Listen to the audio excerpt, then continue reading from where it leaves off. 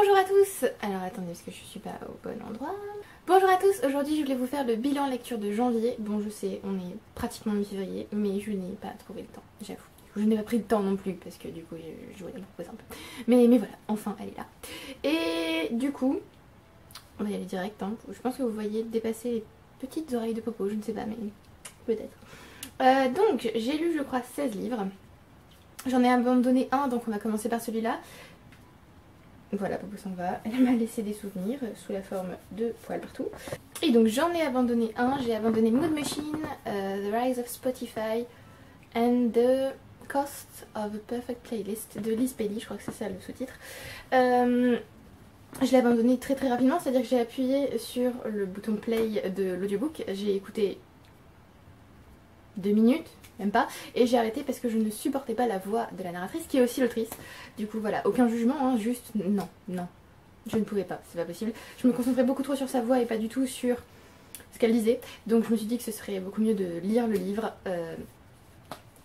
visuellement et pas de l'écouter, donc voilà. Ce qui est d'ailleurs très...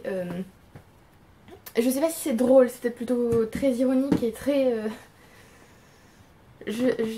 oui voilà, mot très ironique, que le livre donc parle du fait qu'en gros Spotify est...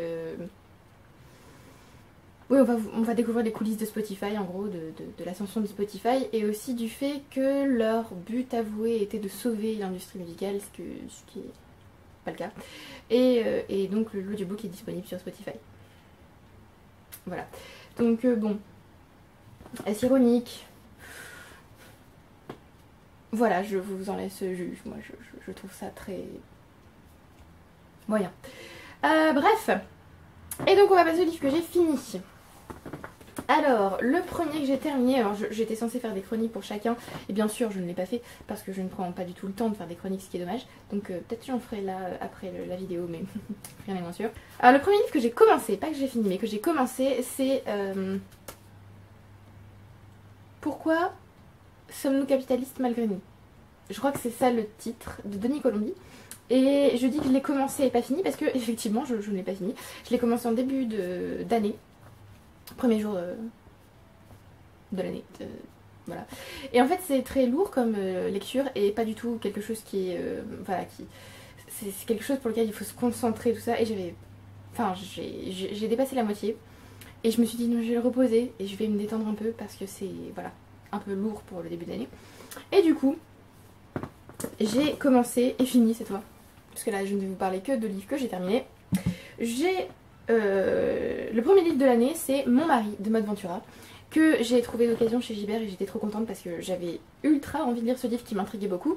C'est l'histoire, je me souvenais pas du tout, enfin j'ai pas relu le synopsis du livre parce que je vous l'ai déjà dit 1000 fois, hein, je ne lis plus les synopsis, c'est-à-dire que je les lis une première fois parce que j'ai envie de voir de quoi le livre retourne. Et si ça m'intéresse, j'arrête de lire et je l'ajoute à ma liste. Donc j'avais pas relu le livre, enfin le synopsis. Et donc pour vous résumer le livre sans trop vous en dire, c'est l'histoire d'une femme obsédée par son mari. Et voilà. C'est l'histoire.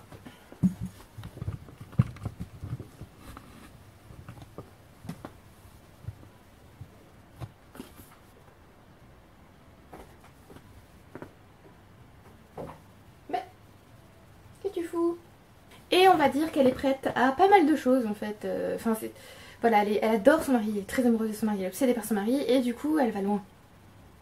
Voilà, je vais vous laisser avec ce résumé. J'ai trouvé ça alors à la fois très drôle, très prenant. J'ai beaucoup aimé la façon d'écrire de Maud Ventura, donc je pense que je lirai d'autres œuvres d'elle. Elle a écrit Célèbre, je crois, qui est sorti l'année dernière, que j'ai du coup très envie de lire. Et c'était vraiment, oui, très prenant. Mais ça pose tout un tas de questions, enfin j'aime bien analyser mes livres et du coup ça pose tout un tas de questions sur les relations amoureuses, sur oui, l'obsession amoureuse, la passion, ce que c'est que l'amour. Et j'ai vraiment beaucoup aimé, alors il y a des passages, enfin j'ai mis des points d'exclamation à côté de certains passages et j'étais vraiment, enfin ça montre aussi comment l'obsession peut vraiment devenir quelque chose de très malsain et peut pousser les gens à faire des choses... Voilà, en fait j'ai pas trop envie de vous en dire parce que j'ai envie de vous laisser découvrir le texte parce que c'est vraiment... Voilà, mais il y avait des passages, mais qu'est-ce qui se passe? Et voilà. C'était beaucoup sur l'apparence aussi, ce que j'ai beaucoup aimé. Beaucoup sur le rôle, de ce qu'on attend en fait, et ce que le personnage pense qu'on attend d'elle.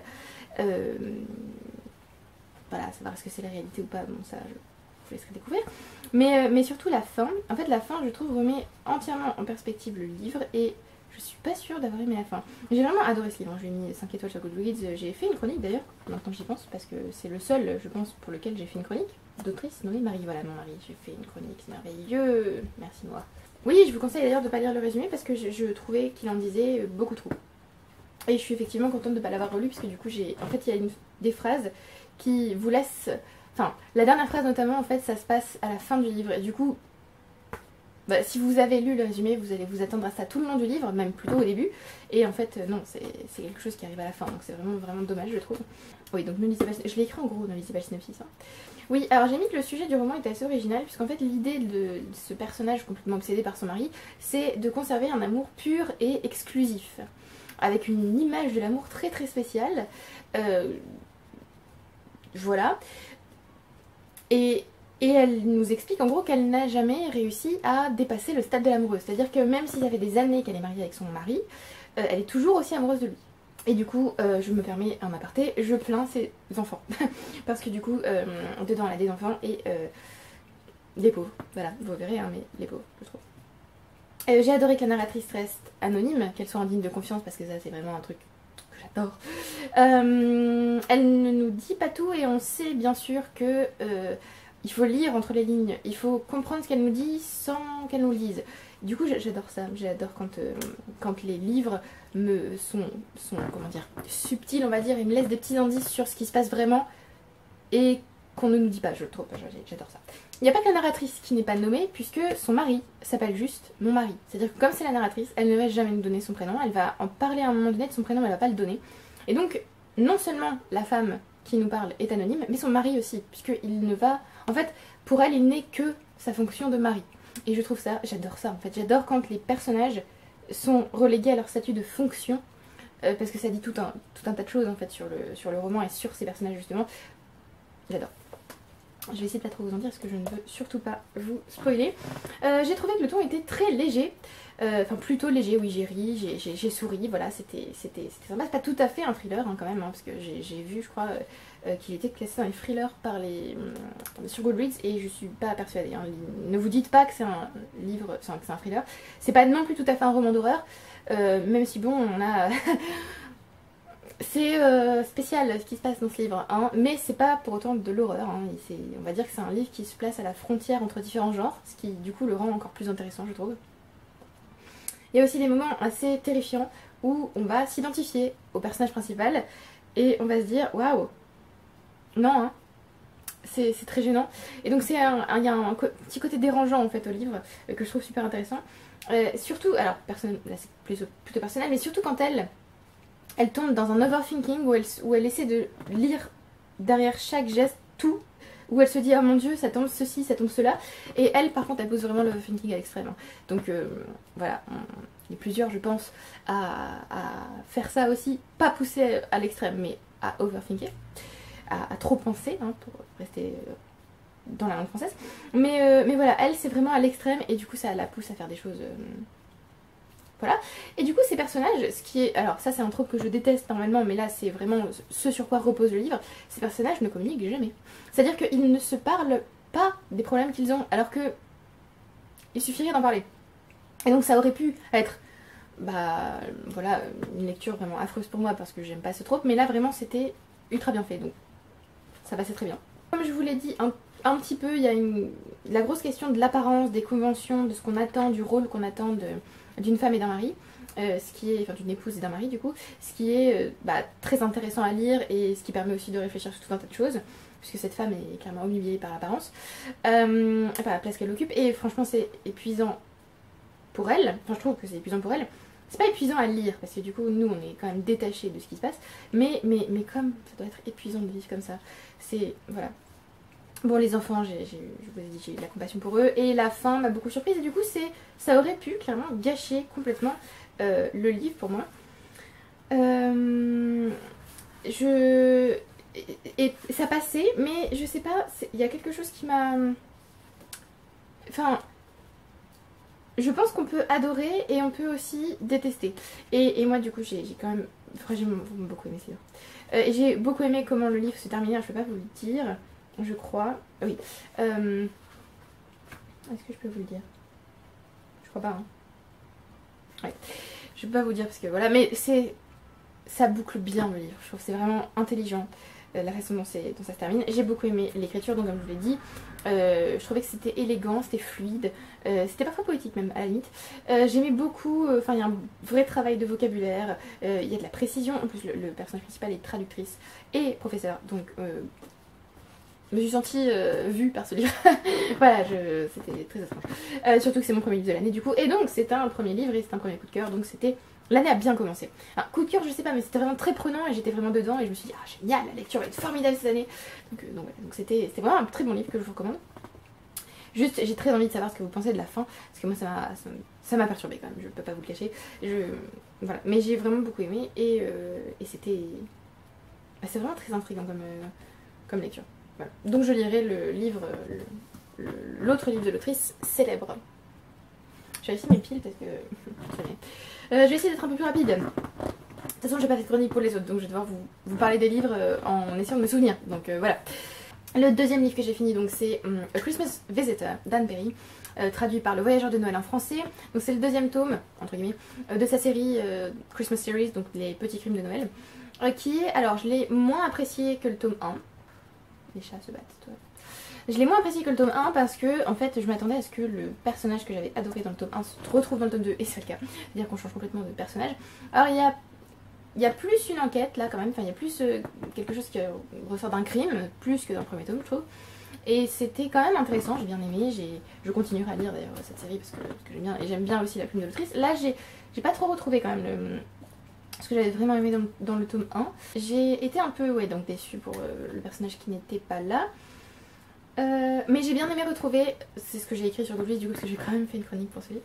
C'est ce que j'ai écrit sur, enfin c'est ce que j'ai aimé retrouver en fait la même formule, un côté assez cosy, être dans une maison en hiver où on est parfois bloqué par la neige, Noël arrive, ce genre de choses, et on est avec des gens qu'on aime ou un groupe de personnages qu'on apprécie, des amis ou la famille.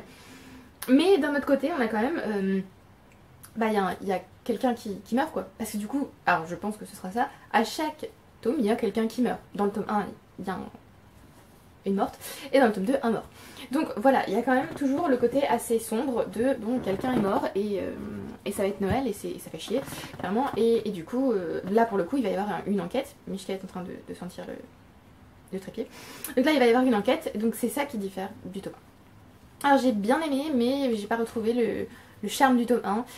J'ai pas non plus autant aimé l'écriture. J'ai trouvé qu'il lui manquait quelque chose, je sais pas quoi, mais il y avait quelque chose qui manquait. Et la fin était ultra abrupte en fait, hein, c'était super brusque. C'est-à-dire qu'on vous développe l'histoire pendant assez longtemps et d'un coup, bam, c'est la fin. Enfin, j'ai trouvé que c'était... Enfin, le rythme était pas... Voilà, il y avait quelque chose qui n'allait pas trop. Pour autant, j'ai quand même bien aimé, hein. Mais voilà, le rythme, ça n'allait pas. Et je lirai quand même le tome 3. Alors j'aimerais bien le lire ce mois-ci, je sais pas si ça va être possible, mais voilà, j'aimerais bien lire le tome 3 qui s'appelle Christmas Guest, du coup je suppose qu'en français c'est l'invité de Noël ou je ne sais pas. La détective de Noël, rien à voir. Mais là je pense que ça va être intéressant parce que là on va suivre la grand-mère du personnage principal d'une autre série de l'autrice, la série qui s'appelle Thomas and Charlotte Pitt ou Charlotte and Thomas Pitt, que j'ai très envie de lire. Et du coup... Voilà, ce personnage a l'air vraiment sympa, donc... Ah, pas Charlotte, ni Thomas, mais Marianne, du coup. Donc j'ai hâte de la découvrir dans ce tome 3. Ensuite j'ai lu un livre, alors qui se trouvait dans ma palle. Alors, mon mari se trouvait dans ma palle d'hiver. Et je crois que Christmas Visitor se trouvait dans ma palle de l'année. Et ensuite j'ai lu Malpertuis qui se trouvait aussi dans ma palle de l'année et dans ma palle d'hiver. Vraiment là c'était incroyable. Et je sais pas si vous remarquerez, mais il y a une petite... Je suis partie dès le début en me disant c'est bizarre, mes 3 premiers livres ont une petite touche bleue. Allez, on va continuer là-dessus, on va lire que des livres bleus. Bon, j'ai pas C'est pas ce que j'ai fait, mais je suis partie là-dessus à un moment donné. Voilà.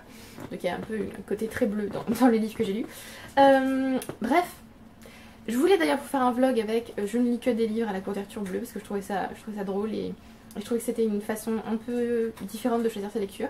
Ça a bien fonctionné pour moi d'ailleurs pour le mois de janvier. Pour le mois de février je le fais pas, du coup ça fonctionne pas trop. Mais bref, peut-être que je vous ferai des vlogs comme ça, mais j'ai du mal déjà à tourner des vidéos normales. Alors je suis encore en train de... En fait j'ai envie de vous parler, mais j'ai pas le temps. Du coup ça me frustre, du coup quand je vous fais une vidéo j'ai envie de vous parler. Donc bref. Donc Malpertuis de Genré. Je ne savais que qu'il y avait... Je savais seulement qu'il y avait une maison potentiellement maudite et qu'un oncle allait mourir et allait laisser la maison à ses descendants, oui à ses héritiers, et qu'ils allaient devoir vivre dans la maison pour en hériter, si j'ai bien compris. Oui, oui, bref. Donc c'est du fantastique. Oui, c'est du fantastique. Et alors, je ne pense pas avoir fait de... J'ai fait une chronique, c'est incroyable. Mais qui suis-je? Mais que se passe-t-il? Non, bien sûr. J'ai mis une chronique à venir. Tuez-moi. Ouais, je pense que je n'ai pas fait de chronique. Je crois que j'ai pris des notes quand même. Parce que ce livre, je pense que j'en attendais trop pour ce livre. Et il m'a surpris, mais pas forcément de la... Ouais, voilà. Il m'a surpris, mais pas de la meilleure des façons, dirons-nous. Donc, Malpertuis. Déjà, c'est vraiment très très très bien écrit. C'est-à-dire que c'est un auteur qui utilise des mots de vocabulaire parfois surprenants. J'ai appris des mots. Et c'est pas une lecture simple, je trouve. Ça demande... C'est un peu exigeant. Et donc c'est parfois un peu laborieux, notamment à cause du coup du vocabulaire. J'ai aimé le fait qu'il y ait plusieurs narrateurs avec des récits enchâssés, ça c'était sympa. C'était assez... Ça faisait longtemps que j'avais pas lu un roman comme ça. C'était assez intriguant, il y avait vraiment une atmosphère très particulière qui était créée. Du coup je me suis dit mais je vais adorer ce livre parce que c'est quelque chose de lourd, d'oppressant, en famille en plus, donc vraiment c'est quelque chose que j'aime beaucoup. Mais en fait très rapidement il y a eu de l'action. Et là j'ai trouvé que qu'on était assez rapidement perdu en fait, comme le personnage principal. Ce qui était, pour moi personnellement, pas très... Comment dire? C'était pas positif. C'était pas perdu au sens oui j'aime bien, ça va être sympa. C'était vraiment perdu au sens qu'est-ce qui se passe, j'ai un peu de mal. Donc voilà. Il y a quelque chose dans la maison qui ne va pas, clairement. On comprend très vite. Mais on peut pas savoir quoi. Et notre personnage est toujours attiré par elle. C'est-à-dire qu'il n'arrive pas à s'en défaire. Et du coup j'ai eu beaucoup de mal à comprendre en fait le mécanisme de la maison, comment ça fonctionnait. J'ai eu du mal à comprendre pourquoi le personnage revenait toujours en fait. Et j'ai été assez... ce livre en fait m'a un peu plombée. Alors pas au sens où c'était déprimant, mais vraiment au sens où j'avais l'impression de m'enfoncer dedans et c'était vraiment pas agréable. Par contre c'était vraiment... Enfin il y a des phrases qui sont incroyables, j'ai trouvé ça vraiment très bien écrit. Mais vraiment, puis il y a aussi le côté fantastique en fait était... Comment dire?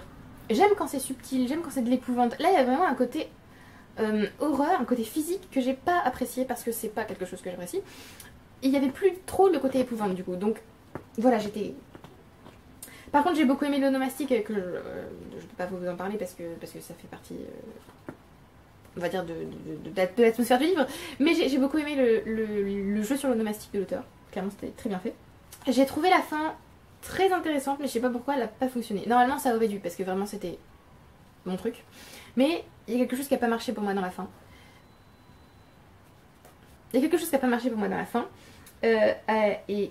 voilà, et j'ai trouvé ça ultra intelligent, et j'ai trouvé ça... Enfin ça m'a fait découvrir quelque chose que je ne connaissais pas, et sur lequel je vais faire des recherches du coup parce que j'ai envie de lire d'autres livres de ce genre et même des essais en fait sur le sujet. Je suis aussi un peu sceptique sur la toute fin, je sais pas trop comment la prendre. Et j'ai trouvé que la préface était excellente, hein, écrite par Jean-Philippe Jaworski. Mais elle est clairement à lire à la fin parce qu'elle spoil complètement le roman. Donc voilà, si vous voulez lire Malpertuis dans cette édition, je vous conseille d'abord de lire le roman et ensuite de lire la préface parce que vous allez vous faire spoiler, à part si vous n'en avez rien à faire de vous faire spoiler. Mais voilà, ça donne toute la solution et ça analyse la dite solution. Donc voilà. Du coup, je vais peut-être vous dire quand même ce qui a pas fonctionné pour moi en spoiler. Donc spoiler, si vous ne connaissez pas, si vous n'avez pas lu, partez. ou en tout cas couper le son.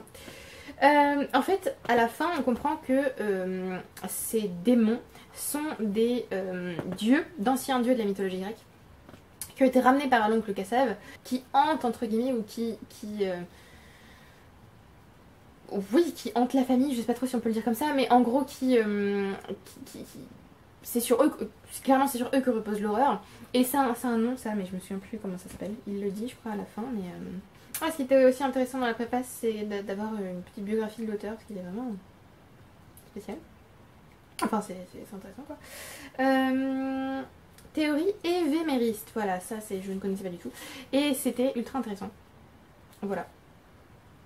C'était ultra intéressant parce que ça sous-entend que les dieux en fait de la mythologie grecque par exemple. Ouais, évémérisme, philosophie athée qui fut récupérée par les apologistes du christianisme primitif dans le dessein de discréditer le polythéisme classique. C'est ultra intéressant je trouve. Du coup je pense lire des essais et d'autres romans qui utilisent cette théorie.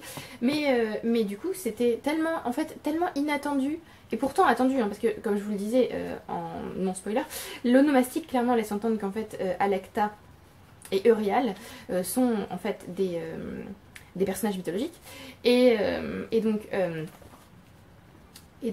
Alecto qui est une Érini et Euryale qui est une Gorgone, me semble-t-il, d'où la couverture. Donc en fait il y avait beaucoup d'indices pour comprendre en fait que c'était sur cette théorie ou cette thèse que le livre proposait, et je trouve ça ultra intelligent et ultra intéressant, mais vraiment il y a quelque chose qui n'a pas fonctionné pour moi et ça m'a trop déçue parce que c'est vraiment un truc que je trouve génial et voilà.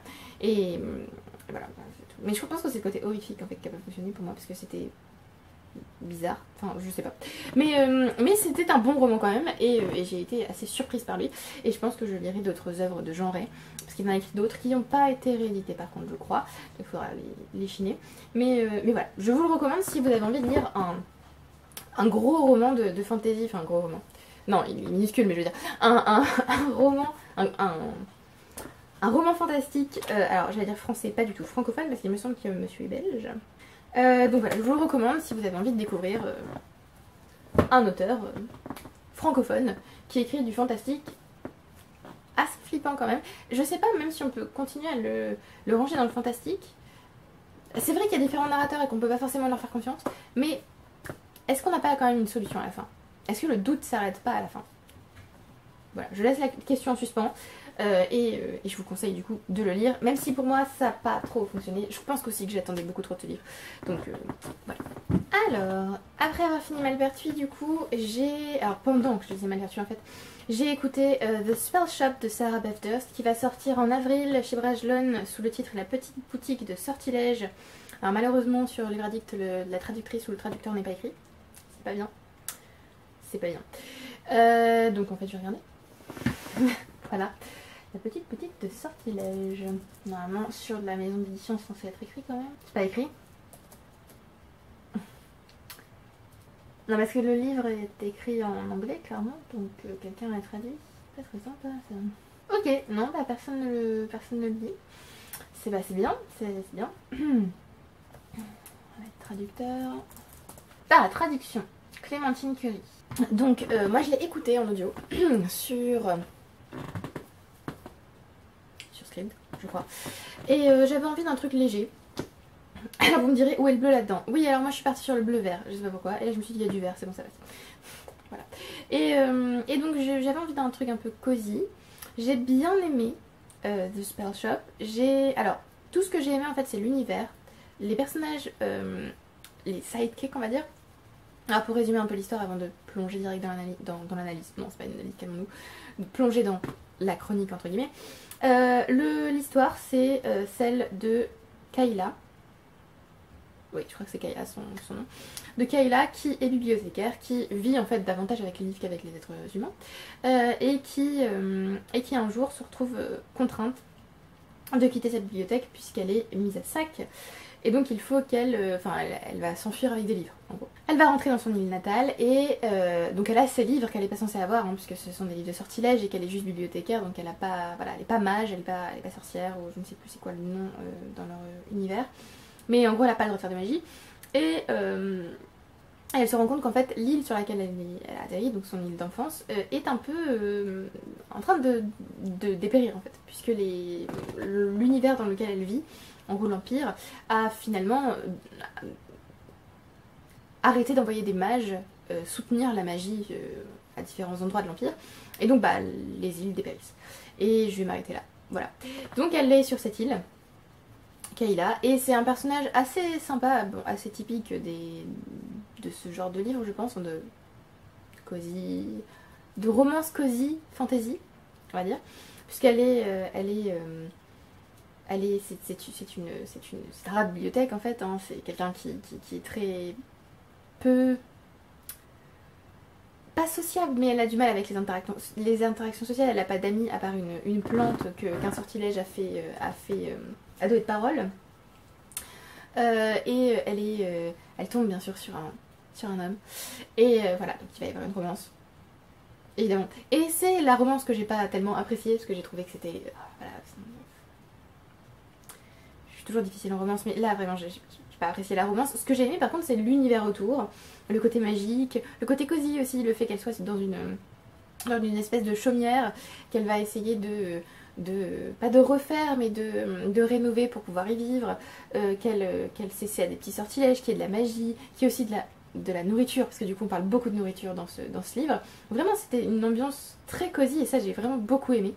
Il y a aussi des questions sur l'héritage, ce genre de choses, donc ça c'était vraiment bien. Et c'est plutôt le côté romance que j'ai pas trop apprécié, mais je crois que j'ai donné une bonne note au livre, hein. J'ai pas détesté le roman, d'ailleurs je vais aller directement dans là. Il faut donc que j'écrive une chronique pour ce livre sur Goodreads. Oui, je lui ai mis 4 étoiles et je crois que j'ai pas fait de chronique parce que voilà. Mais oui, j'ai passé vraiment un bon moment, juste c'était pas... La romance, enfin c'est pas qu'elle fonctionnait pas, c'est qu'il y avait des tropes que j'appréciais pas forcément, enfin c'était... Voilà, c'était... Par contre c'est pas du tout, il n'y a pas du tout de spice. Ça c'était cool parce que j'ai un peu de mal avec ça. Je m'en suis rendu compte en écoutant une romance en février là. Non. C'est non, c'est non, c'est non. Mais du coup là pas de spice, c'était vraiment... C'était très sympathique. Ah ok, oui. Alors le jour suivant, j'ai fini 3 livres et donc ils atterrissent un peu n'importe comment dans mon classement Goodreads, mais bon c'est pas grave. Donc ensuite j'avais rendez-vous pour mon stage et donc ce jour-là, alors dans la nuit on va dire avant de me coucher j'ai fini un livre. Le lendemain j'ai fini un autre audiobook enfin le lendemain. Dans la journée j'ai fini un autre audiobook et ensuite j'ai fini un autre livre numérique que j'étais obligée de lire pour les cours. Donc le livre papier que j'ai fini ce soir-là, c'est Doctor Sleep de Stephen King, donc la suite de Shining. Alors ça va être un peu bizarre ce que je vais vous dire, mais en fait Shining j'ai beaucoup aimé, mais je m'étais fait spoiler la fin, du coup j'avais pas... Voilà, c'était un bon livre que j'avais apprécié. J'avais pas eu peur en le lisant, étrangement. Enfin pas aussi... Enfin pas... Je pensais avoir plus peur que ça en fait en lisant Shining. Et j'avais pas envie de lire ce livre parce que je savais très bien que Dany donc alors c'est un spoiler très très léger mais je vais quand même vous mettre la petite info si jamais, voilà, mais en gros je savais que Dany, pourquoi Tony, que Dany s'était mis à boire et donc il était devenu alcoolique comme son père et ça non, c'est pour ça que j'ai arrêté de lire comment ça s'appelle, La Tour Sombre de Stephen King, le tome 2. J'ai arrêté à, je sais pas, 20%, un truc comme ça. C'était très tôt dans le livre. Parce qu'il y avait utilisation de drogue et trucs... non, non. Du coup, voilà, je me suis dit... non, ça me saoulait, donc je vais pas dire ça. Et donc j'ai mis un peu de temps à m'y mettre. Et finalement j'y suis allée. Alors par contre c'est écrit... Est-ce qu'on peut parler 30 secondes du fait que c'est écrit microscopique? Qu'est-ce qui se passe? Enfin, c'est possible d'écrire un peu plus gros s'il vous plaît? Donc je m'y suis mise. Et en fait j'ai beaucoup aimé ce livre. J'ai compris pourquoi il y avait un chat sur la couverture, parce qu'on n'arrêtait pas de me dire qu'il y avait un chat qui est important, et c'est vrai. Donc j'ai beaucoup aimé ce livre, juste, j'ai pas eu peur. En fait, je lisais, et oui, il y avait des scènes dégueulasses, enfin, il y a des scènes... Enfin, et encore, ça va. Il y a eu pire, hein, dans Misery, dans ça, il y a des trucs vachement pire que là-dedans. Mais il y a des scènes un peu sanglantes, que j'ai... Voilà, qui m'ont... Mais en fait, j'ai pas eu peur. Et... là, du coup, je me suis dit, mais que t'arrive-t-il? C'est pas normal, normalement, voilà. Non, j'ai vraiment non, pas du tout eu peur.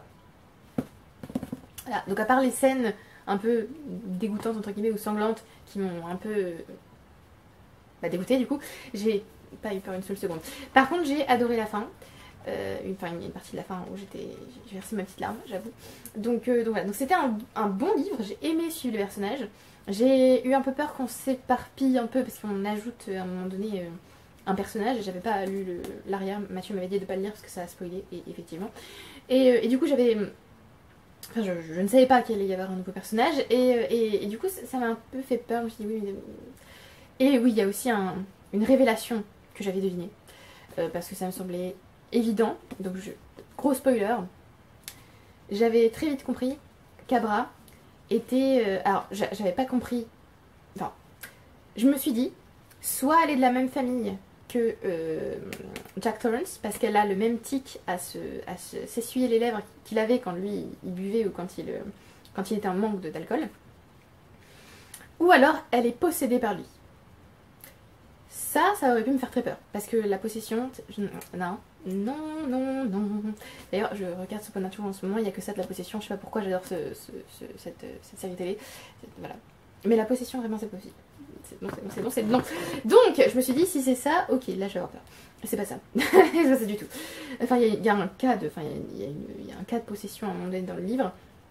D'ailleurs, le personnage, quand ça lui arrive, a ultra peur. Et moi, j'étais là, bah non. Il n'a pas peur, ça ne sert à rien, ça va, c'est chill. Vraiment, je pense qu'il m'arrive des choses bizarres. Mais bref. Et donc je me doutais qu'il y avait un lien entre les Torrance et avec Abra, en fait. Donc voilà, j'avais compris ça. Donc c'est pas du tout une révélation pour moi que la mère d'Abra soit la demi-sœur de Dany. C'était logique en fait. Donc voilà, donc pas de surprise, mais j'ai vraiment beaucoup aimé la fin. Et je regrette pas du tout de l'avoir lu du coup, c'était vraiment sympa. Est-ce que j'ai autre chose à vous dire? J'ai trouvé certaines phrases très belles. Et sinon ce livre est très long quand même, hein. Il fait près de 500 pages. Enfin, je pense que dans la version française, il en fait beaucoup plus. Hein. Mais moi, comme c'est écrit tout petit, il en fait 500 à peu près. Et je me dis qu'il aurait pu y avoir peut-être des coupes. Parce que vraiment, il y a des... Enfin, je l'ai lu assez vite, mais il y a des moments où c'était du... On va dire que c'était de... On a ajouté du gras en fait au livre. Et voilà. Mais sinon, c'était vraiment très bien. Et je regrette pas de l'avoir lu. Et c'était vraiment sympa. Mais juste, pourquoi j'ai pas peur? Et donc le livre suivant que j'ai fini ce jour-là, c'était A Novel Love Story d'Ashley Poston, que j'attendais avec beaucoup d'impatience parce que c'était son dernier roman, sa dernière romance. Et alors c'est, pour vous résumer très rapidement, c'est l'histoire d'une jeune femme qui va entrer dans un monde fictif, dans le monde fictif de sa série de romances préférée. Voilà, donc c'est très sympa comme prémisse, hein. Enfin, de toute façon, Ashley Poston est très forte pour les prémices comme ça. Je crois que mon livre préféré d'elle reste quand même The Dead Romantics, qui était génial. J'ai aussi lu un autre livre d'elle, mais je me souviens plus. The Savannah Asleep, qui était vraiment très bon aussi, j'ai lu l'année dernière. Et donc cette année, Novel Love Story, j'ai bien aimé. Mais il y a des choses qui n'ont pas du tout fonctionné pour moi. Déjà, je sais pas pourquoi j'ai pas réussi à entrer dans le livre. C'était vraiment très dur pour moi de visualiser les personnages et d'être avec eux. Et j'ai pas aimé la romance cette fois, ce qui est dommage. Et certes, les prémices étaient bonnes et j'ai bien aimé le côté pas magique, mais un peu quand même, parce que bon, entrer dans le monde de sa série préférée, littéralement entrer, c'est possible. Donc j'aime toujours beaucoup le côté un peu magique de ces romans. Mais là, la romance n'a pas fonctionné pour moi. Du coup, un peu déçue par A Novel Love Story. Voilà, j'attendais quelque chose qui... Enfin, j'attendais... Oui, quelque chose qui me touche autant. Alors, autant, ça va être compliqué de me toucher autant que The Savannah Asleep, parce que vraiment, là, c'était ultra touchant, pour le coup. Le sujet est vraiment très touchant. Et en fait, là, le sujet était aussi top, puisque c'est concrètement une réflexion sur les univers fictifs qu'il nous apporte en tant que lecteur, en tant que spectateur aussi, puisqu'elle va parler de Starzolo, puisque la ville dans laquelle elle atterrit ressemble à Starzolo, donc la ville fictive de Gilmore Girls. Et du coup, c'est toute une réflexion là-dessus. Et en même temps, je sais pas, moi, il m'a manqué un truc, donc voilà. Mais c'était super intéressant. Mais du coup, en fait, je suis vraiment déçue de ne pas avoir aimé ce livre, autant que les précédents. Mais ça reste un roman un beau roman qui permet enfin, oui, qui permet encore une fois, comme je le disais, de réfléchir sur des sujets qui sont, je trouve, très intéressants. Donc voilà, mais j'ai pas grand chose d'autre à vous dire. À part que oui, la romance, je sais pas, il y a un truc qui... En fait, c'était cousu de fil blanc, c'était évident, c'était pas surprenant. Voilà. Ouais, je sais, les filles. Mais moi, j'ai quand même beaucoup aimé le côté réflexion sur les mondes fictifs. Est-ce qu'en fait, oui, ces mondes fictifs apportent aux fans et aussi le fait que du coup, c'est bien de vivre dans ces séries de livres ou de films ou ces séries télé. C'est bien d'avoir un attachement, parce que bah, du coup, on peut pas s'en empêcher. Enfin, je veux dire, il y a des séries qui vivent en moi, littéralement. Mais il y a aussi le côté, il y a la vraie vie à côté, et du coup, voilà, il faut... Enfin, c'est pas seulement... En fait, c'est pas seulement qu'il y a la vraie vie à côté, c'est que ces auteurs, ces créateurs mettent d'eux dans ces séries. Et parfois il est difficile pour eux et pour leurs proches de s'en détacher, et pour les fans de se rendre compte que ben il y a des éléments... je ne sais pas où je vais avec cette explication. mais moi en tout cas j'ai trouvé que c'est un bel hommage au fandom en fait, ce livre. Voilà, pour résumer. Mais que du coup il fallait pas oublier de vivre à côté. Il fallait trouver un équilibre entre les deux, concrètement. Allez, on arrête de parler de ce livre. Ensuite, j'ai fini donc le même jour L'usure d'un monde de François-Henri Désérable, que j'ai détesté. Voilà. Alors c'est un récit de voyage. L'auteur en fait va partir en Iran. Et le problème en fait de ce livre, on en a parlé parce que du coup c'est un livre qu'on a lu pour le club lecture de la fac. Et donc enfin du master en fait, parce que c'est pas toute la fac, c'est le master. Et en fait le problème de ce livre, c'est aussi la façon dont il a été... j'ai pas envie d'utiliser le verbe marketer, mais je vois pas d'autres verbes. C'est le marketing de ce livre en fait qui pose problème, puisque il est vendu comme un Français en Iran qui va donc nous parler de la situation politique en Iran, qui va nous parler de ces femmes qui se rebellent contre le régime iranien. Et donc moi c'est ce que je m'attendais à lire, surtout que la dédicace, oui, l'ouverture du livre c'est aux femmes iraniennes cheveux au vent. Donc on s'attend à ce que ce soit le centre du livre. Pas du tout. Pas du tout le centre du livre, c'est François-Henri Désérable du coup qui va en Iran pour suivre les traces de Nicolas Bouvier, je crois, qui a écrit L'usage du monde. J'ai un gros doute sur je crois que c'est ça, mais j'ai un doute. Qui a écrit donc un récit de voyage, de son voyage en Iran. Et est-ce que c'est même pas mentionné, alors que c'est vraiment le but, en fait c'est, oui, on en a reparlé hein, comme je vous le dis avec mes camarades de classe, mais c'est vraiment ça qui est ultra énervant, parce qu'on vous vend quelque chose qui est très politique et très j'y vais parce qu'il faut que quelqu'un parle de la situation en Iran, alors que pas du tout, le gars il va pour lui en fait, pour marcher dans les traces de quelqu'un qu'il admire. Et donc voilà, gros problème de représentation du livre, je trouve. Enfin, on vous vend quelque chose et ce n'est pas ce que vous allez lire, donc un peu énervant. Et puis vraiment le côté ah là là, ces gens qui disent qu'ils font des choses pour ce qui se passe dans le monde, alors qu'en fait ils sont dans leur canapé à regarder la télé et à aller sur les réseaux sociaux. Tu te de moi. C'est-à-dire que toi t'es parti en Iran sur les traces de ton explorateur là. Tu es parti parce que tu avais envie de le faire. Tu es parti malgré tous les conseils des autres qui te disent mais n'y va pas, la situation en Iran c'est compliqué, oui mais non, enfin, en fait le côté aventurier sauveur blanc qui va aller dans ce pays pour dire voyez moi j'y vais, alors que les autres eux non, arrêtez de faire ça, le côté aussi ultra culpabilisant de ah ces gens qui ne voyagent pas, mais ces gens ils ont peut-être pas d'argent pour voyager en fait, vous y avez pensé ou pas?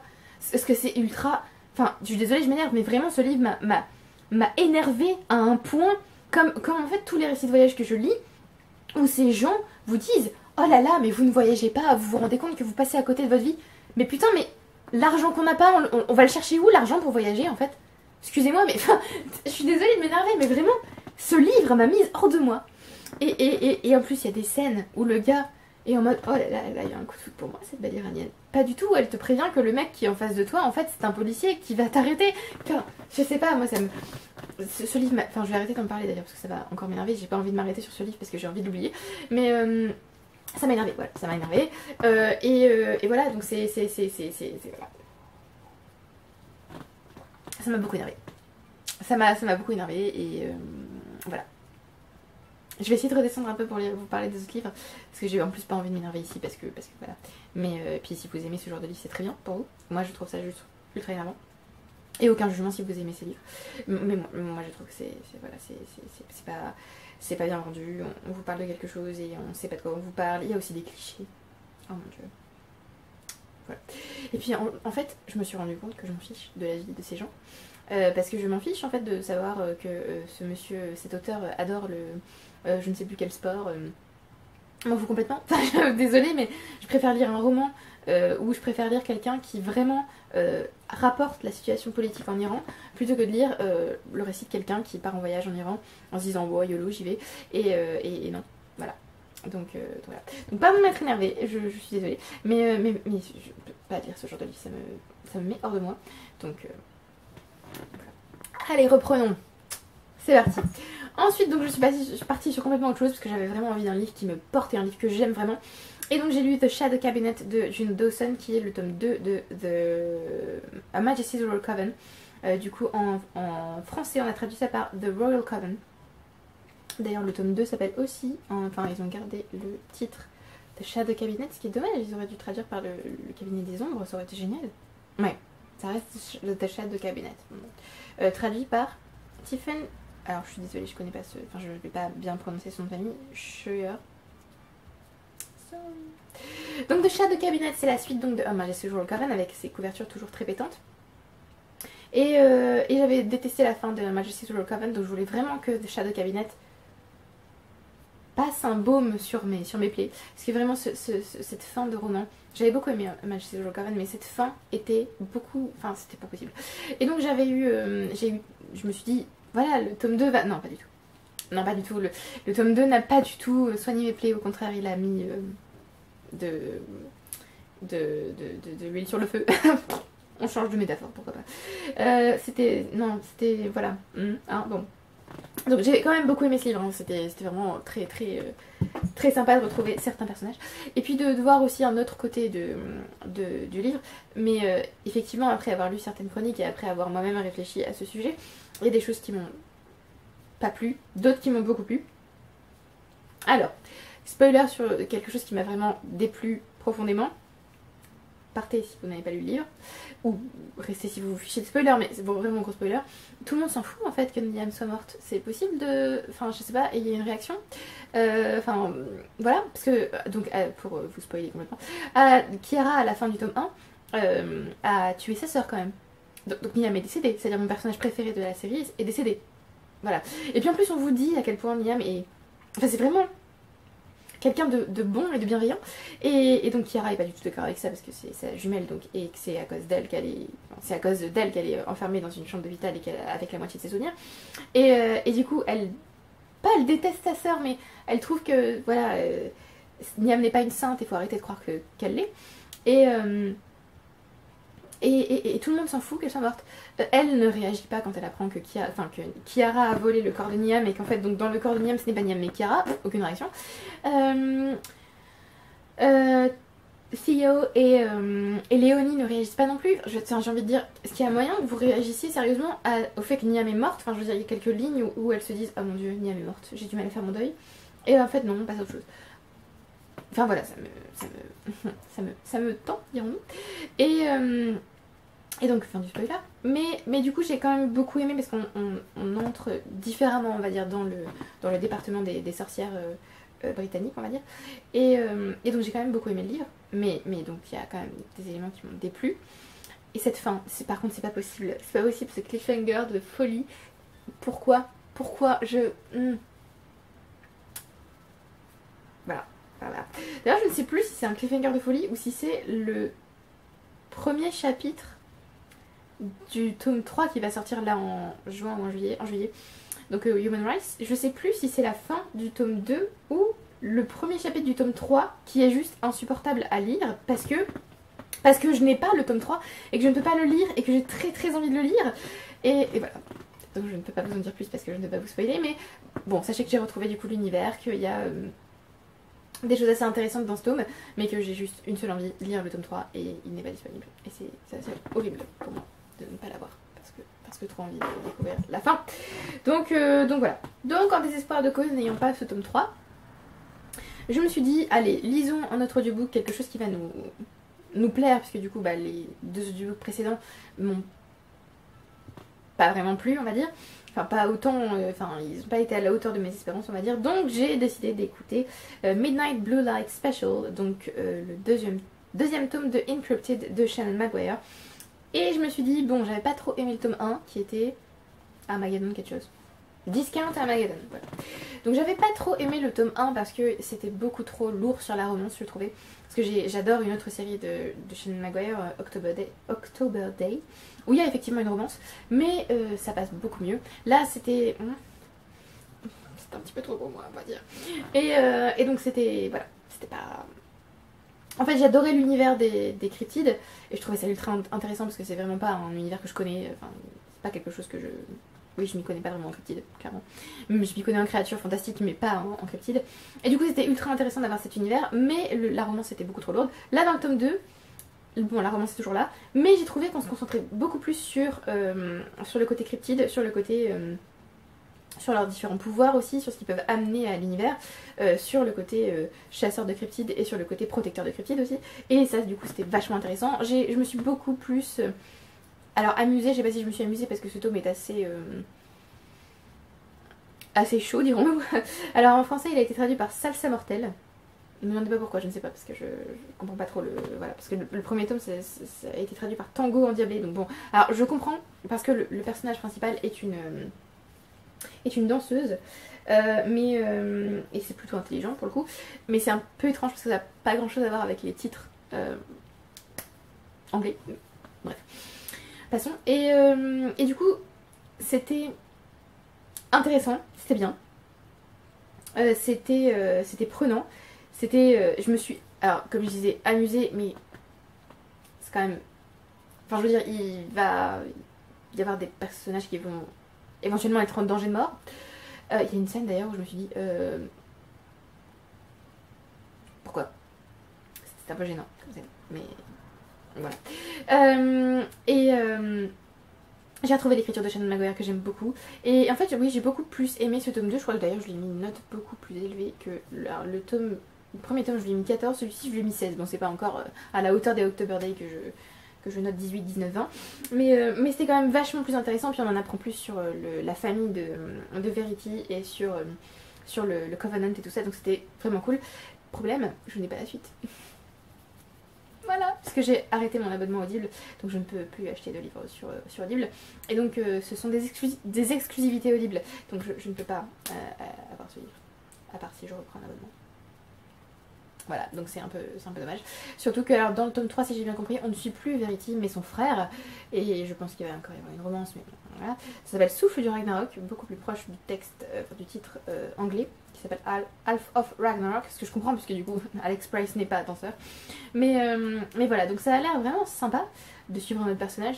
Ce qui est un peu risqué aussi quand même, parce que j'aime bien Verity. Mais voilà, j'ai pas le tome 3, donc je ne peux pas continuer.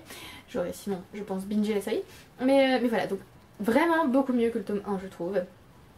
La romance est toujours là, mais elle passe un peu au second plan et on se concentre vachement plus sur les cryptides de l'univers. Voilà, donc vraiment c'était sympa, j'ai passé un bon moment. Et on en vient à un livre avec lequel j'ai pas passé un bon moment. Parce que du coup, je me suis dit, j'ai lu L'usure d'un monde, j'étais obligée de le lire. Donc bon, on va dire que ma note ne reflète peut-être aussi le fait que j'ai été obligée de lire ce livre. Essayons de voir si le problème, ce n'est pas ce livre, mais les récits de voyage en général. Et donc je me suis dit que j'allais lire La Panthère des Neiges de Sylvain Tesson. Parce que c'est un livre que je veux lire depuis longtemps, parce que je suis intriguée et parce que une Panthère des Neiges, je veux dire, c'est pas... Enfin, c'est mon félin préféré déjà. Et c'est fascinant. Donc, je me suis dit, allons-y. Non, le problème c'était pas L'usure d'un monde, le problème c'est le récit de voyage. Voilà, faut que j'arrête de lire des récits de voyage en fait, parce que j'aime pas ça, Je me fiche en fait de ce que me raconte l'auteur, s'il commence à me raconter des trucs qui n'ont rien à voir avec le voyage ou avec le sujet, ici La Panthère des Neiges. Donc je me fiche des anecdotes, je me fiche de... Vraiment, ce qui m'importe, c'est La Panthère des Neiges. C'est le fait qu'il est parti avec un photographe animalier pour photographier donc une panthère des neiges. Ou pour en tout cas voir une panthère des neiges. C'est ça qui m'intéresse, pas le reste. Et du coup, comme le reste prend quand même beaucoup de place, bah, j'ai pas aimé ce livre. voilà, j'ai passé mon temps à trouver que c'était pas mal écrit, mais à trouver qu'il y avait trop de détails dont je me foutais. Et voilà. Dommage. Puis alors, l'auteur en fait, comme François-Henri Dessérables, se met en scène et se montre parfois ridicule l'un et l'autre. Hein. Dans des scènes où les autres le jugent en mode non mais franchement, arrête un peu quoi. Et moi en tant que lectrice, ça m'a pas fait rire et j'ai aussi trouvé que c'était ridicule et j'étais aussi en mode arrête un peu quoi.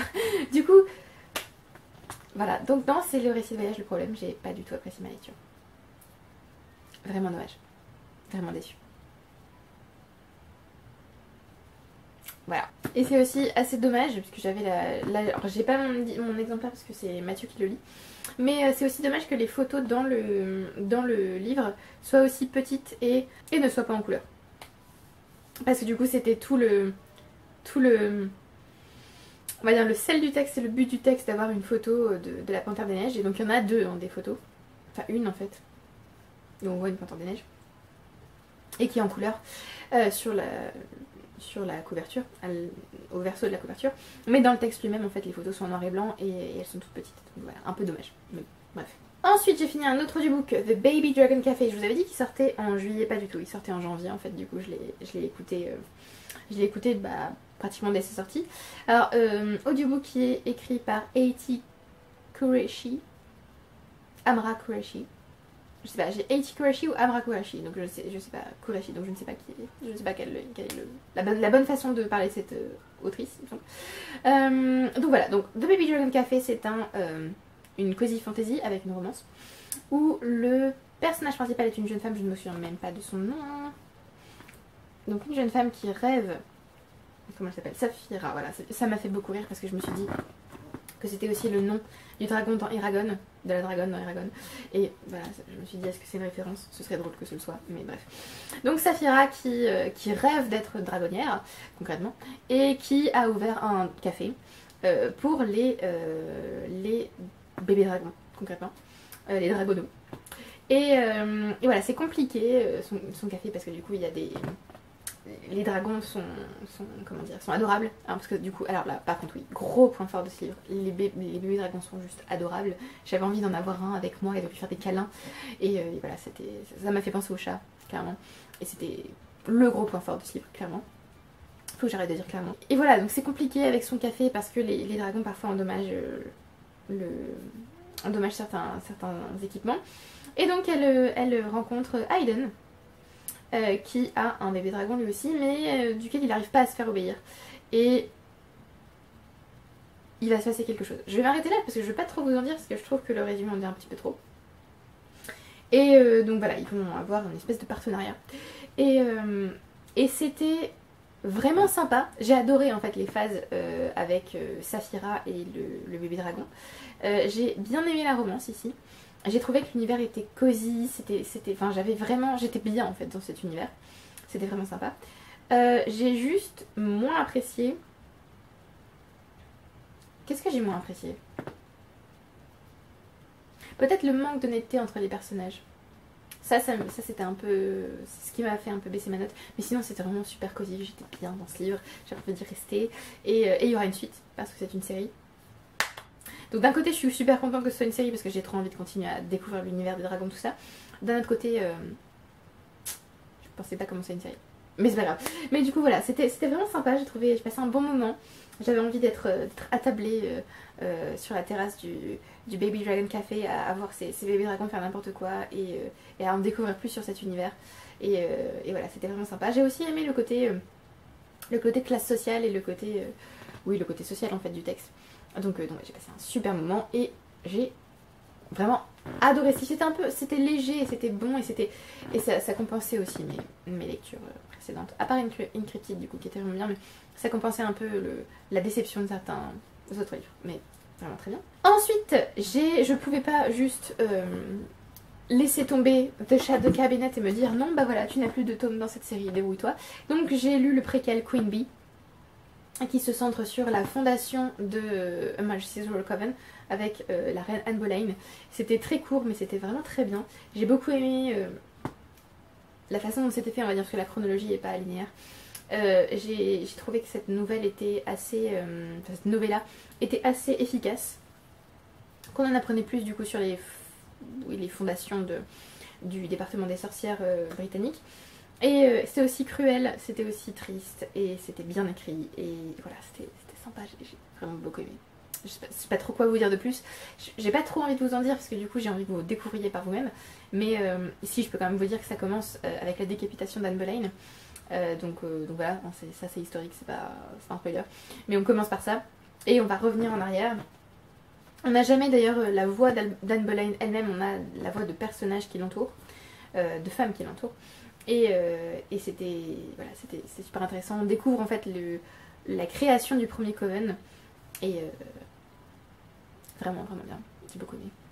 Beaucoup aimé. Et je sais pas quoi vous dire de plus. Ça m'a donné super envie de commencer enfin la série d'Alison Ware sur les 6 femmes du roi Henri VIII. Donc peut-être que je m'y mettrai, ce serait pas mal. D'ailleurs j'aurais pu le lire en janvier puisque la couverture du tome 1 est bleue. Mais voilà. Donc là je suis partie sur une phase un petit peu noire, rose, pour revenir sur le bleu à la fin. Donc voilà, donc Queen Bee c'était vachement bien. Et ensuite j'ai lu Good Girl d'Aria Aber, un livre que je m'attendais pas à lire mais pourquoi pas. Et c'est l'histoire d'une fille de réfugiés afghans à Berlin qui se laisse complètement aller à... comment dire, elle se laisse entraîner dans la vie nocturne de Berlin, donc à base de sexe, drogue et alcool, et voilà, donc vraiment pas des choses que j'apprécie, clairement. Et pourtant j'ai adoré ce livre. Je sais pas si on peut dire que j'ai adoré ce livre, j'ai trouvé que l'écriture était vraiment très belle. J'ai adoré le double sens du titre, parce que du coup Good Girl c'est ce que ses parents attendent d'elle, qu'elle soit une bonne fille, mais c'est aussi l'espèce d'insinuation sexuelle très perverse qui va lui être dit à un moment donné, et elle va se retrouver entraînée dans une histoire d'amour qui... est-ce que c'en est vraiment une? Et elle va se retrouver confrontée à ses problèmes d'identité, parce que du coup elle refuse de dire qu'elle est d'origine afghane, donc elle préfère dire qu'elle est d'origine grecque pour pas avoir de questions des gens autour d'elle. Arrivent les attentats du 11 septembre il me semble, hein, et elle se rend compte que il va y avoir de plus en plus d'attaques racistes ou xénophobes dans sa ville et dans le pays, en Allemagne directement, et aussi en Europe. Elle va aussi nous parler d'espèces de mouvements néo-nazis absolument terrifiants. En tout cas, il y a une scène où je me suis dit, oula, non, je veux pas voir ça, je veux pas lire ça, au secours. Mais voilà, ça allait. Et voilà, et donc en fait, c'est en gros, ce texte, c'est juste une jeune fille paumée qui se laisse entraîner dans la vie nocturne berlinoise, qui cherche des excuses aussi beaucoup en se disant mais c'est pas moi qui suis responsable. Elle accuse beaucoup les autres en fait, et elle essaie de ne pas prendre ses responsabilités. Et le but du texte, entre guillemets, qui est encore une fois très bien écrit, très poétique, on nous parle de Nabokov et de littérature et c'était beau, et le but du texte, pour moi en tout cas quand je l'ai lu, c'était vraiment de savoir est-ce qu'elle va réussir à la fin à se prendre en main et à changer de vie, ou est-ce qu'elle va continuer en fait à se laisser entraîner dans ses mauvaises fréquentations. J'ai l'impression d'avoir 90 ans quand je dis ça, mais c'est pas grave. Et du coup, c'était le deuxième livre sorti en 2025 que j'ai lu, puisque le premier c'était The Baby Dragon Café, et j'étais vraiment ultra impressionnée par ce livre, et voilà, c'est vraiment très bien. Pas encore traduit en français du coup, mais parce qu'il vient de sortir, mais vraiment très bien. Je vous le recommande si vous pouvez lire en anglais, ou s'il sort en France, on ne sait jamais, je vous recommande de le lire, parce qu'il était vraiment bien. Ensuite, on est resté sur le thème un peu rose de Queen Bee et Good Girl pour lire The Poetry Pharmacy Forever, édité par William Segart, qui est donc une anthologie de poèmes. Alors c'est une trilogie puisqu'il avait écrit The Poetry Pharmacy et The Poetry Pharmacy Returns, et donc ça c'est le troisième tome et c'est la fin du coup de la trilogie de The Poetry Pharmacy. Pourquoi rose je ne sais pas, mais voilà, pourquoi pas. Et Et j'adore en fait ce genre d'anthologie. J'en lis assez rarement parce qu'en fait je prends pas le temps d'en lire. Mais ce sont en gros des prescriptions pour quelque chose qui vous fait du mal. Par exemple là on a vieillir en amour, prendre l'amour trop sérieusement, se précipiter en amour. On a aussi, alors on n'a pas que ça, on a ne plus avoir d'espoir, quoi, la peur de faire un choix, sentir que nos meilleures années sont derrière nous, ou avoir l'impression que nos meilleures années sont derrière nous, ne pas être satisfait du succès qu'on rencontre, ce genre de choses. Donc vous avez des petits ailments, donc des petits problèmes. Oui, on va dire ça. Et en fait, en gros, William Sigart vous prescrit un poème qui vous aide. Et je trouve ça génial parce qu'en fait, vous avez le poème ici, et à côté, vous avez la raison pour laquelle il le prescrit, ou une espèce de petite analyse du poème. Et j'adore. Voilà. Donc souvent, quand je lis ce genre d'anthologie, je lis d'abord le poème, ensuite je lis la prescription, ou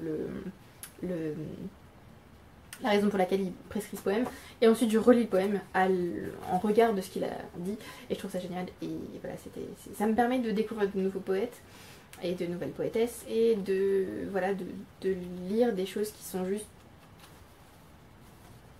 belles. Je sais pas comment vous le dire autrement.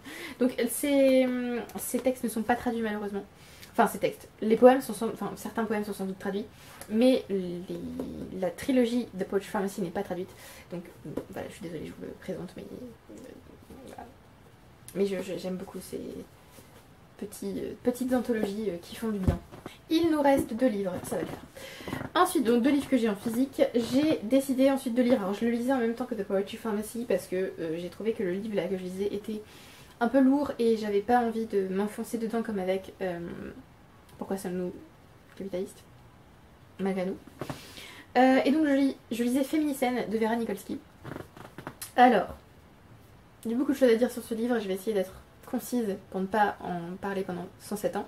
En gros, Féminicène, c'est l'idée que on vit actuellement dans un féminicène, donc dans un âge des femmes, ou une ère des femmes. Et en gros, Vera Nikolsky va nous expliquer comment on est arrivé à ce féminicène, donc comment les femmes ont atteint ce stade, ont atteint leur émancipation, et qu'est-ce qui menace cette émancipation. J'ai trouvé ça assez... Alors, j'ai aimé plutôt le début où elle explique comment on est arrivé là. C'est un peu déroutant par contre, parce que du coup, selon elle, ça s'appelle L'émancipation des femmes, produit des luttes féministes pour l'interrogation, donc c'est son chapitre 1. Selon elle, en fait, ce ne sont pas les luttes féministes qui ont permis d'atteindre l'émancipation des femmes, mais plutôt les avancées sociales, autres, on va dire, et le fait que les hommes qui étaient au pouvoir ont laissé les femmes avoir des droits, plutôt que les luttes féministes qui vont fonctionner. Ce qui n'est pas du tout comme ça qu'on voit l'émancipation des femmes en général, puisqu'on considère que ce sont les luttes féministes qui ont permis aux femmes d'obtenir des droits, et bah pour elles, c'est pas le cas. Et c'était ultra intéressant comme théorie, j'avoue, enfin c'était intéressant, elle l'expliquait bien, et c'était intéressant à découvrir. Ce qui ne veut pas dire que je suis totalement d'accord avec elle. Mais voilà, comme je vous le dis souvent, j'aime bien avoir un point de vue différent, j'aime bien lire des choses qui sont différentes, jusqu'à un certain point, parce qu'il y a des choses avec lesquelles je suis pas d'accord et que j'ai pas envie de lire, mais j'aime bien avoir d'autres sons de cloche, on va dire. Et après, elle parle de la domination masculine et de ses déterminants, donc pourquoi les hommes ont dominé pendant des siècles. Ce qui était aussi ultra intéressant. Alors, ultra gênant aussi, parce que du coup, c'était... Enfin, j'ai un peu l'impression que ça met le nez dans le caca. Enfin, voilà, j'avais vraiment l'impression que c'était in your face, ce qui était assez gênant. Mais en même temps, c'était dérangeant, mais enfin, voilà, c'était intéressant. Et c'est aussi d'ailleurs ce que dit Simone de Beauvoir dans le premier tome du deuxième sexe, où elle parle des faits biologiques et de pourquoi les femmes... alors, pas sont les inférieures des hommes, hein, mais pourquoi les hommes ont dominé politiquement et culturellement et tout ce que vous voulez. Pourquoi c'est arrivé? Simone de Beauvoir l'explique donc dans son premier tome du deuxième sexe, et Vera Nikolsky le résume aussi ici. Ce qui est intéressant, ce qui ne veut aussi pas dire que les femmes sont des inférieures, ça parle beaucoup de physique, de biologie et tout ça. Ce qui est intéressant et ce qui peut gêner beaucoup de monde aussi, ce que je comprends. Après, je suis aussi d'accord avec le fait qu'il ne faut pas non plus complètement laisser de côté la biologie, parce que ça a un rôle, parce que les hommes et les femmes ne sont pas différents biologiquement. Ne sont pas différents? Non.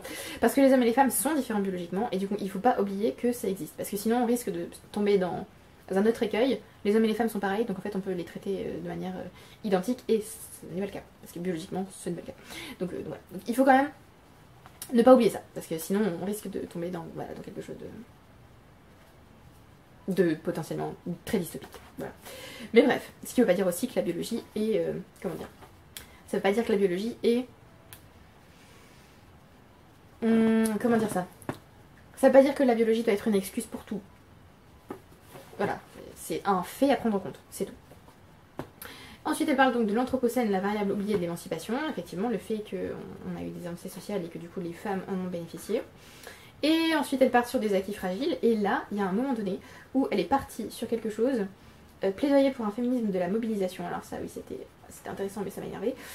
Donc c'est plutôt dans des acquis bien fragiles. Elle commence à parler du réchauffement climatique et elle considère qu'en fait, ce sont les changements climatiques qui vont faire changer nos sociétés et qui vont donc mettre en danger le féminicide et les droits des femmes, puisque on va revenir à quelque chose de très biologique pour le coup.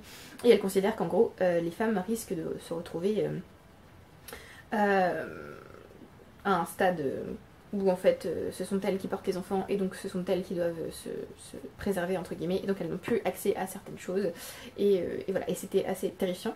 Mais surtout elle part dans un discours ultra anxiogène sur le réchauffement climatique avec des théories qui sont sans doute appuyées, enfin qui sont même appuyées sur des tests scientifiques et tout ça, mais moi à un moment donné j'ai arrêté de lire ce chapitre parce que juste j'avais envie de me flinguer.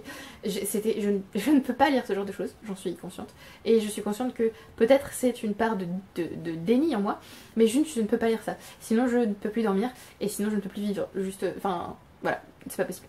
Et du coup c'était assez affreux de lire ça, et j'ai arrêté de le lire donc, et je suis passée direct au chapitre 5, plaidoyer pour un féminisme de la mobilisation, et c'est là que j'ai trouvé que l'autrice était ultra hypocrite, parce qu'elle sort quand même que, oui, les femmes... Alors ça c'était intéressant, par contre elle parle de deux types de féminisme, donc un féminisme victimaire, en gros, dont elle parle, et donc elle cite des féministes qui sont des femmes pas qui prônent ce type de féminisme, mais qui sont... Voilà, qui sont les têtes d'affiche de ce féminisme, et un féminisme d'action qui est beaucoup plus invisibilisé en quelque sorte, puisqu'il n'est pas mis en avant dans les médias par exemple, mais c'est un féminisme qui agit directement. Et j'ai trouvé ça intéressant. Mais surtout, j'ai trouvé que c'était hypocrite parce qu'elle nous dit, oui, les femmes doivent investir des domaines où elles deviendront indispensables pour ne pas trop faire chuter le féminicide, et donc pour ne pas perdre l'émancipation des femmes. Et donc elles doivent devenir ingénieures, elles doivent se pencher dans, enfin se mettre à travailler pour des secteurs manuels, physiques, travailler dans les mathématiques, travailler dans l'ingénierie, tout ça. Elles doivent travailler là-dedans. Moi je peux pas parce que je suis trop vieille. Mais vous faites-le, jeune féministe. Mais tu te fous de moi? Mais tu te fous de moi? Et donc elle a dit en gros que les études littéraires étaient inutiles. Mais pourquoi tu écris alors? Parce que je veux dire ça, tu le fais parce qu'études littéraires quand même, enfin je veux dire. Parce qu'études humanité, enfin parce que humanité, hein, parce que voilà, les sciences sociales quoi. Donc tu vas me dire que ça ne sert à rien. Très bien, très bien. Donc voilà, donc ça m'a énervé, vraiment ça m'a énervé. Et du coup ce livre, je ne sais pas quoi, enfin j'ai appris des choses, j'ai apprécié des choses, je ne suis pas d'accord avec d'autres choses. Et surtout la fin, juste l'hypocrisie, enfin voilà. Donc ça m'a remonté de ouf, voilà. Et il y a beaucoup de livres qui m'ont énervé en fait, moi aussi. Et je me rends compte que j'ai l'impression que je deviens de plus en plus... Enfin, j'ai l'impression que c'est pas que j'attends de plus en plus de mes livres, mais j'ai de moins en moins... je suis moins en moins neutre. Je suis de moins en moins neutre en fait quand je lis mes livres. C'est-à-dire que quand il y a quelque chose qui m'énerve ou que je trouve hypocrite ou que je trouve ultra énervant, j'arrive pas à... Voilà, j'ai besoin d'en parler. Voilà. Mais du coup là, c'était... Vraiment, je trouve que certaines choses sont intéressantes. Mais il y en a d'autres par contre... Oser dire à des femmes qui lisent ce livre que les humanités, les sciences sociales, les études littéraires, ça ne sert à rien et qu'il faut mettre les mains dans le cambouis, mais qu'elle va pas le faire parce qu'elle est trop âgée, j'ai trouvé que c'était d'un culot incroyable. Donc voilà, restons calmes, restons zen, redescendons. Et donc le dernier livre, parce que du coup j'en avais marre, il fallait que je lise un truc léger qui me change les idées. Donc j'ai décidé de lire Miss Marple au club du mardi d'Agatha Christie, qui était ultra court par rapport aux autres livres d'Agatha Christie qui font à peu près 300 pages, mais là ça faisait 120 pages. Donc je me suis dit mais qu'est-ce qui se passe? Et je me suis rendu compte qu'en fait c'était un recueil de nouvelles qui était coupé en deux en fait. Donc ça s'appelle The 13 Problems en anglais. Donc il a été coupé en deux en France par Miss Marple au club du mardi et le club du mardi continue. Voilà, donc il va falloir que je trouve ce tome 2, on va dire, pour avoir la suite du club du mardi. Mais donc c'est très intéressant, enfin c'est très intéressant. Je ne sais plus parler là, en fait je suis tellement encore énervée des livres dont je vous ai parlé que je vais essayer de redescendre avec ce livre. C'est en gros, dans la première nouvelle, des personnages sont réunis. Je crois qu'ils sont chez Miss Marple mais j'ai un doute. Il me semble qu'ils sont chez elle. Oui voilà, ils sont chez Miss Marple et ils sont, voilà, ils discutent tranquillement et d'un coup il y en a un ou une qui dit oui ce serait bien qu'on fasse un petit club du mardi où on se raconte des petites choses qui nous sont arrivées, des mystères ou des crimes, des énigmes déconcertantes à élucider, ce serait sympa, est-ce que ça vous dit? Et donc ça va être Raymond je crois qui commence, donc le neveu de Miss Marple qui raconte la première ou non c'est l'enquêteur parce qu'il y a aussi un inspecteur de police, bref je sais plus, bref il y en a un qui raconte la première énigme et le but étant que les autres trouvent la solution. Alors parfois il y en a parce que les personnages, enfin le personnage qui raconte connaît la solution et parfois il y en a pas et c'est à tous les autres de trouver en fait, d'essayer de mettre en commun leur cellule grise pour trouver la clé du mystère. Et bien sûr, évidemment, Miss Marple trouve toujours la clé du mystère parce qu'elle est géniale. Et voilà, j'adore que ce soit une vieille dame qui tricote tranquillement dans son coin et qui écoute les autres et qui fait « Mais enfin ma chère, ça me fait penser à Bidule qui a trouvé que ceci était arrivé à machin. Ah mais oui, du coup c'est ça qui est arrivé. » Voilà, je trouve ça, enfin, ça me fait rire, enfin, je trouve ça drôle en fait. Ces petites enquêtes de Miss Marple. Donc voilà, donc c'était léger, c'était sympa. Et je lirai évidemment la suite. Voilà, est-ce que... Donc je crois que j'avais pas de livre... ouais, j'avais pas de livre en attente à part le livre de Denis Colombi qui m'attend toujours. Mais du coup j'ai commencé février fresh, on va dire, avec d'autres livres dont je vous parlerai dans le bilan lecture de février.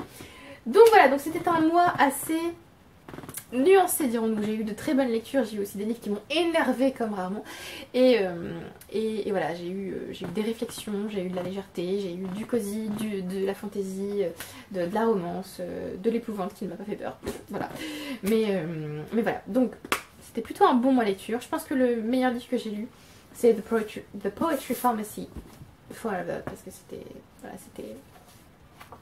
juste trop beau. Donc souvent je mets des petits cœurs à côté des poèmes que j'ai préférés, voilà, vous voyez, en fait j'ai tout aimé dans le poème, du coup je mets juste un cœur pour me rappeler que celui-là il était formidable, ou alors je souligne soit dans l'explication de texte entre guillemets, soit dans le poème lui-même les vers qui me touchent le plus, ou alors, et quand même Mon mari aussi de Maud Ventura a été une de mes meilleures lectures, et la pire, L'usure d'un monde. Voilà, L'usure d'un monde, La Panthère des Neiges et Féminicène qui m'ont vraiment énervé. Voilà, après je ne vous dis pas de ne pas lire ce livre, bien sûr, lisez-les, faites-vous votre propre opinion. Voilà, j'ai trop parlé, donc mon appareil m'a coupé.